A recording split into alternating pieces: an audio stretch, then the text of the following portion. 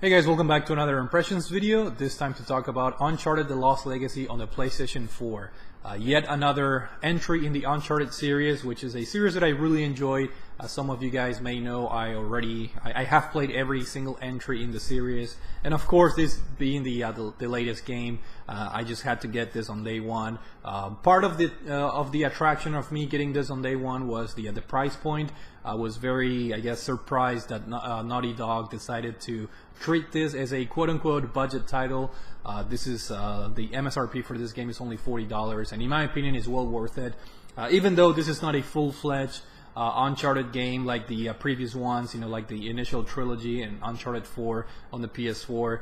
This is a much shorter title, but nevertheless, I think it has very high production values, and of course, it's just a very well put together game that, in my opinion, it deserves your full money if you're into these types of games. Third-person shooter with set pieces. And pretty linear, but nevertheless, the set pieces and the cinematics of the Uncharted games are always, the shining points of the series. Now, as we all know, Uncharted announced that they're not going to be longer making games that star Nathan Drake. So here we have a brand new protagonist, which is Chloe Fraser, which she's been featured in other games in the series, Uncharted 2, of course, and Nadine Ross, which is her companion throughout this particular game, and she made an appearance on Uncharted 4. So I think Naughty Dog is doing something that is pretty smart with the series, even though they ended the Nathan Drake games. They're introducing, or not necessarily introducing, but they're expanding the other characters in the series, and therefore they're somewhat securing the longevity of the series through these other characters in this game particularly. And I think this opens the door for Naughty Dog to keep the Uncharted series alive and kicking through the different stories of the other characters that were featured in the previous Uncharted games. So,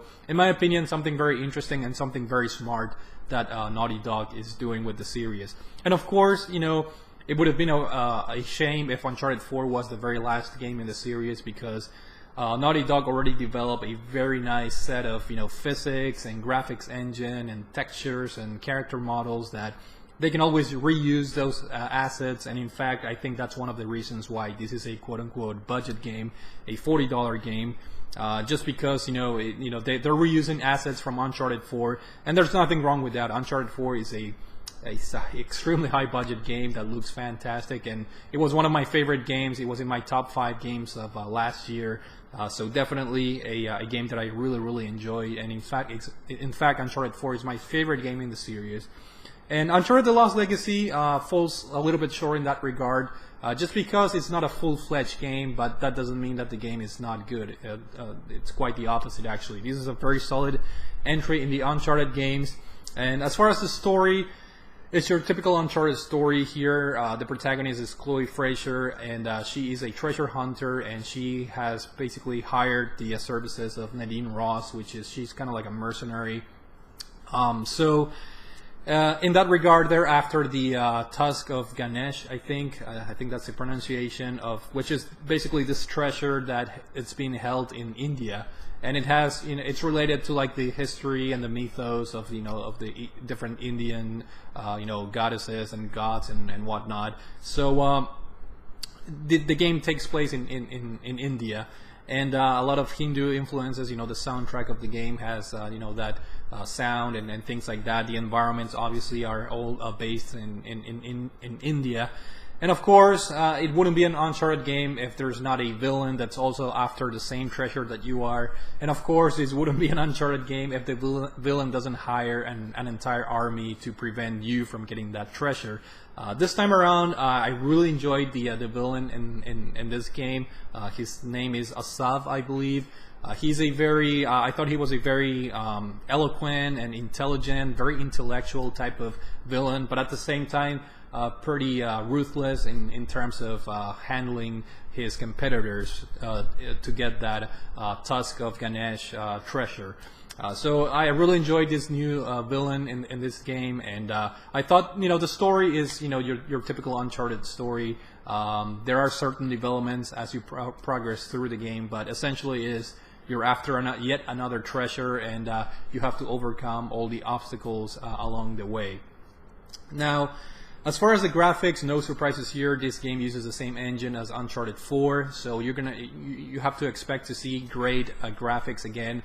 The production values are not as high, so you may not see as many cinematic sequences or not as many impressive like vistas like in Uncharted 4. In my opinion, that game had a little bit much better, just production values overall, but needless to say, the Lost Legacy here does a very good job of portraying, the different vistas. When you go up a mountain, there's a lot of cinematic type of scenes that really make you appreciate for what the graphics are, and it's just a fantastic game to look at, and the character models are always top notch. So of course the graphics here are impeccable, no surprises here. As far as the soundtrack, as I mentioned before, the game takes place in India, so you're going to see a lot of influences as far as the instruments and the soundtrack. You can hear the sitars and whatnot. So a very appropriate soundtrack, and also voice acting. Some of the enemies, they have, when they talk in English, they have this Indian accent, just to add a little bit more to that immersion factor that is always important in my opinion. And of course, then you have your protagonists such as Chloe, such as Nadine. They have an impeccable scripts and voice acting that it's just very enjoyable to watch. It feels like you're watching a movie whenever you hear them talk, or whenever you're watching a cinematic sequence. And then, of course, as far as the gameplay, that's where I always have a gripe in the gameplay department, and I'm always complaining about the gunplay in the Uncharted games. And sure enough, this game still lacks a little bit in terms of the gunplay. For example, some enemies will run from cover to cover, and you can be shooting at them and hitting them, but the enemies won't react to your shots. They will just keep running and dodging your bullets. However, when they shoot you, you lose control. Like if you have your sight pointed at them and you get hit, your sight goes all over the place. So a little bit of an unfair system, and it just doesn't have a very, precise and fun gunplay. I truly think that is the Achilles heel of the Uncharted games, and they have made improvements. I remember Uncharted 3 had major, aiming issues in the gunplay, and I think they made some progress, but they still need to tweak the gunplay in these games. I played this on the normal difficulty, medium, normal, however it's called. And enemies are still bullet sponges, which is unfortunate. I'm not saying that enemies should die in like one shot, but it's a little bit ridiculous when you're using a bolt action rifle and you have to be shooting the enemies like 5 or 6 times with the rifle. It's just absolutely ridiculous. So in that regard, there are certain negative things that the gameplay still has that carry from previous games, unfortunately. Now, the good news is that this is not just a carbon copy of the Uncharted formula. There are certain things that have been introduced in this game, namely a quote-unquote open world type of vibe to the game. When you get to Chapter 4, that particular chapter, you have to activate 3 switches that are inside 3 different temples, and you can tackle the temples in any order you want in this kind of like open area. And you have a map, and you can go like I said, in any order you want to the 3 different temples. And within that same map, there are 11 smaller like shrines that have different puzzles. And by solving the puzzles, you get golden coins. And if you get all 11 golden coins, you get this like amulet that is very useful in the game. This may be a minor spoiler, but the amulet helps you in finding the treasures, which are the collectibles in this game, and that, in my opinion, is a very welcome addition to the game, because instead of just blindly looking for treasures, this particular amulet gives you hints.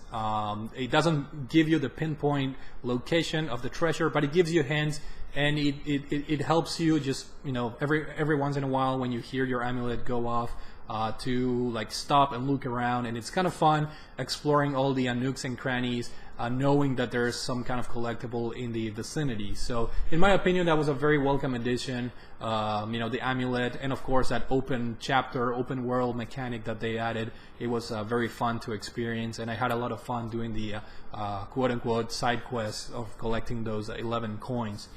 There are other collectibles in the game, such as extra dialogues that you can activate with other characters in the game. Also pictures that you can take with your cell phone, which are, it's pretty funny and pretty fun to do that. Unfortunately, I was not able to get 100% of the collectibles. I did my best, and I think I did pretty well. I got most of them, but I'm not really sure if I'm going to go back. I know the game does encourage a replay value by opening a cheats menu at the end, where you can buy weapons, you can buy infinite ammo and things like that. So there's an incentive to go back and replay the chapters with buying weapons and different types of skins and clothing that you can buy for the characters using like an in-game currency. So that's pretty cool. But for me, for now at least, I had my fix of Uncharted: The Lost Legacy, which, by the way, it has to be mentioned, it's a shorter game, which is something that we all knew. Naughty Dog announced that, and I think that that's also part of that reduced price point that they added to the game. And but that was perfectly fine with me. If you guys breeze through this game, I'm pretty sure you can beat this in like around 6 hours maybe. But if you do all those side missions, and if you mildly look for treasures and other collectibles, I think you will be hitting the 8, 9, maybe 10 hour mark. I think I want to say it took me between 9 and 10 hours to finish the game, and that's me playing throughout the entire story and collecting a fair decent amount of collectibles in the game. So a shorter game, but I was completely fine with it because I had a very good time. The game is put together in a very well it's a good package in terms of progression, level design, story, and character development. I think everything is put together very well. There's no boring parts per se in the game, and I really had a good time, and I had no objections with the game being shorter than a normal Uncharted game. An added feature is the multiplayer, which I have to admit I have not played or tried the online multiplayer, but it's a nice addition because it adds replay value to the game. And overall, I just want to say, guys, that this is a very solid entry. If you guys have enjoyed previous Uncharted games, make sure you try this out.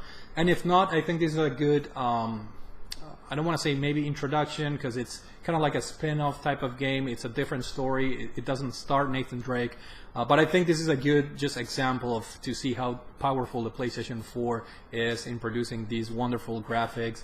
And the game overall is pretty enjoyable. So if you guys are into third-person shooter games, somewhat linear games, I think this is the way to go.